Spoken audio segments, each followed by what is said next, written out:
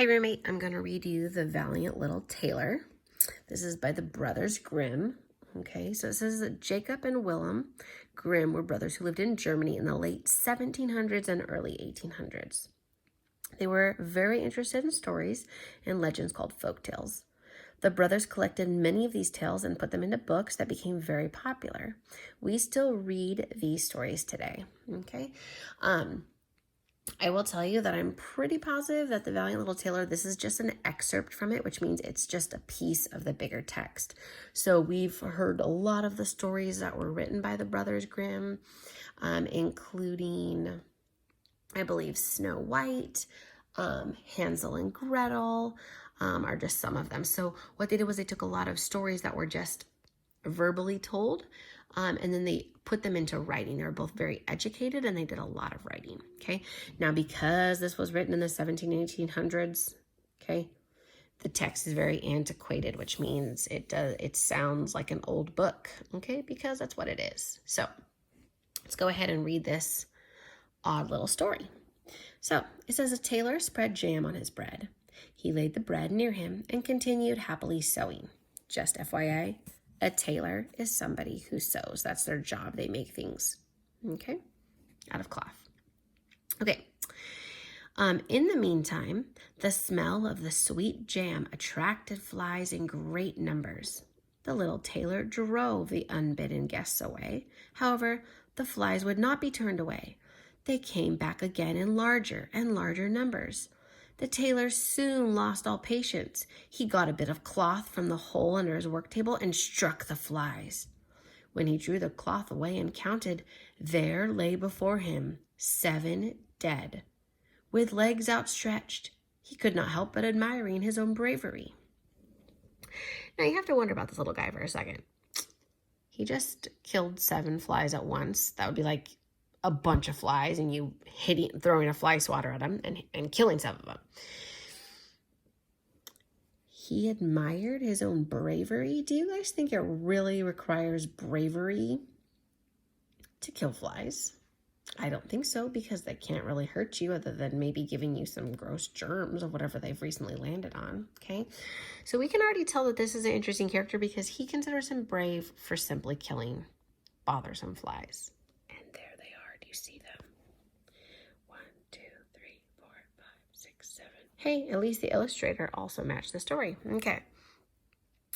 And so the little tailor hastened to cut himself a belt and stitched it. Finally, he embroidered on it in large letters, 7 at one stroke. The brave little tailor wanted to tell the world about his bravery.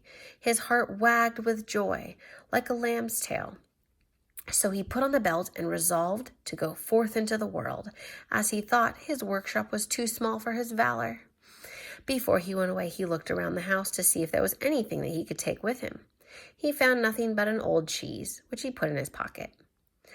Once outside, he observed a bird that had caught itself in the thicket.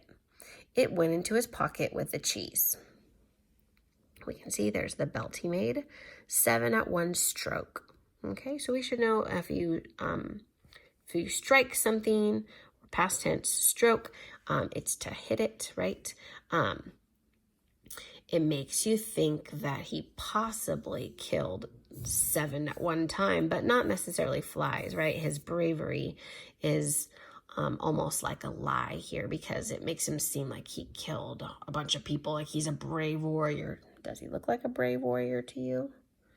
Not really. He kind of looks like a quirky little guy. Okay, so let's go on to the next page.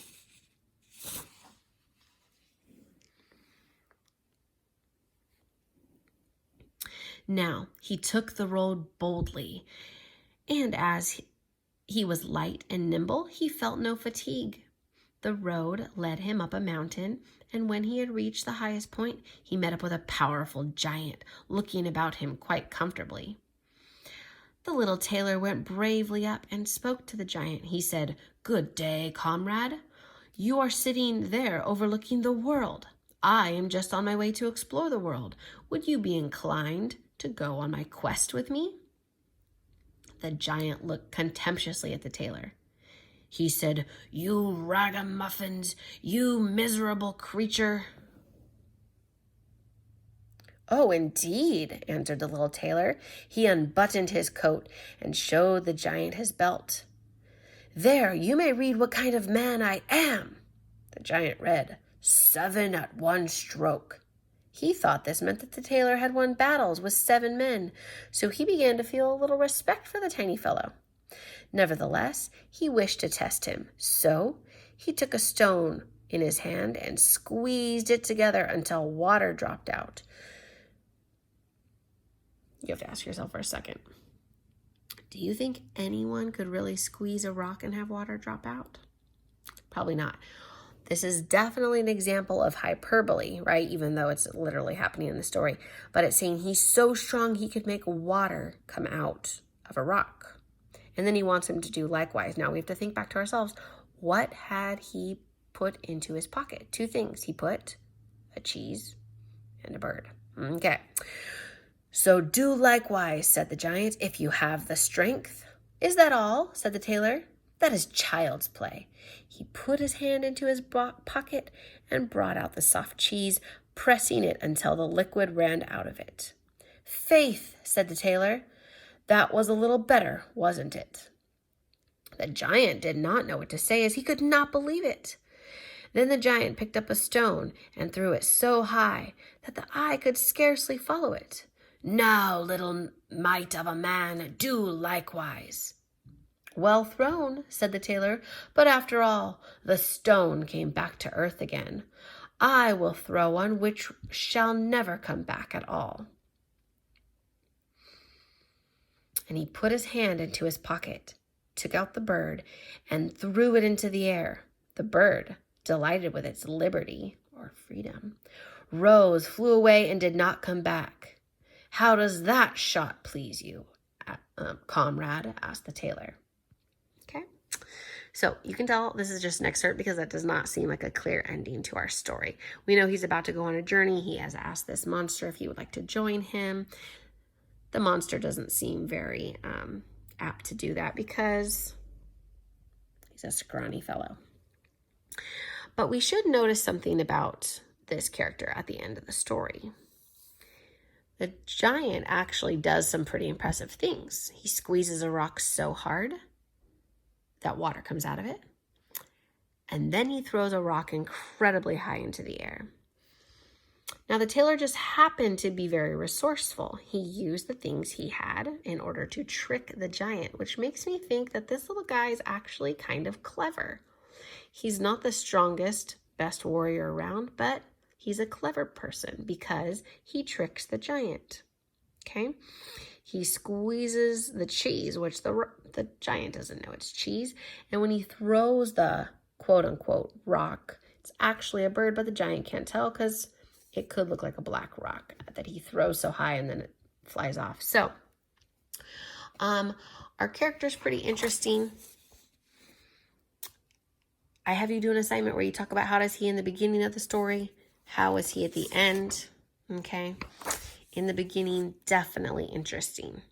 He admires his own bravery for simply killing flies with a cloth, okay? You can tell he thinks a lot of himself. He even made a belt to brag about himself. But even despite all of the bragging and arrogance that he has, he is clever in the end as he does trick the giant. Okay, so think about that. Make sure you guys do the writing assignment. Only a couple of us have turned it in online. I really would like these to be turned in online if you can. Okay, you guys? All right, I hope you enjoyed the odd little story of the Valiant Little Tailor by the Brothers Grimm.